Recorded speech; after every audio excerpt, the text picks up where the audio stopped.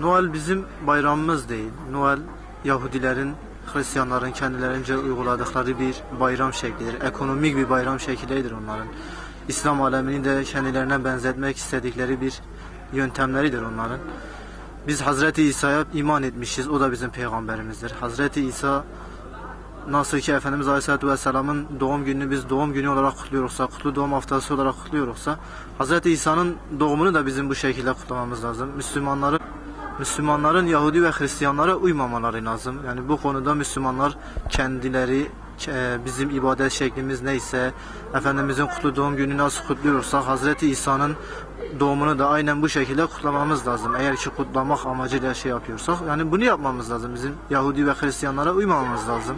Müslümanlar hiçbir şekilde Yahudi ve Hristiyanların hiçbir adetini kendilerine adet edinmesinler. Zira Allah-u Teala onları bizim düşmanımız olarak ilan etmiştir. Onlar Müslümanların dostu değildir. Onların adetleri de bizim adetlerimizle aynı değildir. Onlarınki farklı, bizimki farklı. Onların dini onlara, bizim dinimiz bizedir. Bu gecede bazı televizyon kanalları bu geceyi kutlama adına birçok programlar yapıyorlar. Bizim bunlardan kaçınmamız lazım. Bu programları izlemememiz lazım. Bir sürü İslami kanallar var. Duaların olduğu, tilavetlerin olduğu kanallar var. Biz bunlara rağbet edelim. Yahudi ve Hristiyanların adetlerini adet edilmiş kanallardan biz kaçınalım. Onlar bizim için iyi kanallar değiller. Yılbaşı herkesin mesela Avrupa'yı veya televizyonları veya eğlencelerini izlemeleri gerekiyorken bizler bunu ibadetle, tam tersine ibadetle, en güzel şekliyle işimiz varsa işimizi yaparız, ibadetimizi yaparız. Yani yılbaşına ait şeyleri yapmamız gerekiyor. Müslümanların kendine özgü adetlerini, geleneklerini yaşatmaları lazım.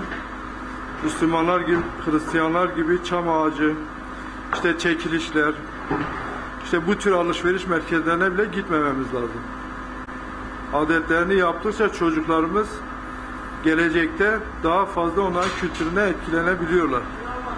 Ve çocuklarınız sonradan size bunları işte arkadaşımız yaptı, o hindi kesti, bu ağaç evine dikmiş, işte ağacı süslemiş, baba sen niye yapmıyorsun? Öyle yapa yapa gittikçe Hristiyanlara benzemeye başlıyoruz. Bir milleti yok eden en büyük şey kültür emperyalizmidir. Bu kültür emperyalizmi gittikçe insanları Amerikalılaştırıyor, Avrupalılaştırıyor ve gittikçe insanlar onlara benzedikçe onlara düşman da onların bütün adetlerine düşman olmuyor. Bilakis onların adetlerini taklit ediyor ve onlardan daha fazla, kraldan daha fazla kralcı oluyor. Yılbaşında her zaman yaptığımız gibi işte normal namazımızı kılacağız, yemeğimizi yiyeceğiz, çocuklarımızla oturacağız. Her günkü normal bir ailenin yaptığı gibi yapacağız.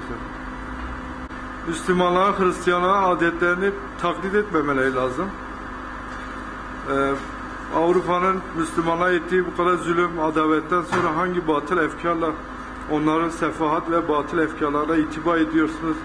Bediüzzaman Said Nursi 100 yıl önce bu sözü söylerken Hristiyanları taklit etmeyin. Onları taklit ederseniz öbür dünyada onlarla haşr olursunuz.